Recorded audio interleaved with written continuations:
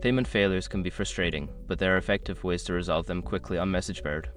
Follow these steps to troubleshoot and fix payment issues. Step 1. Check payment method.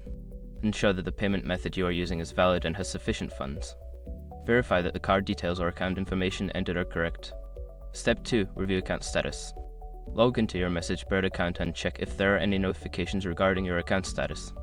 Ensure that your account is active and not restricted or suspended. Step 3. Clear browser cache.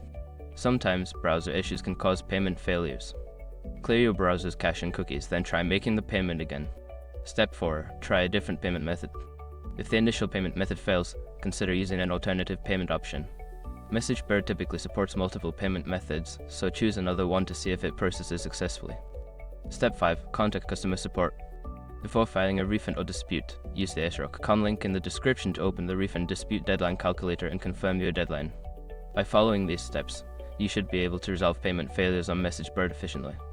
If problems continue, customer support is your best resource for a solution.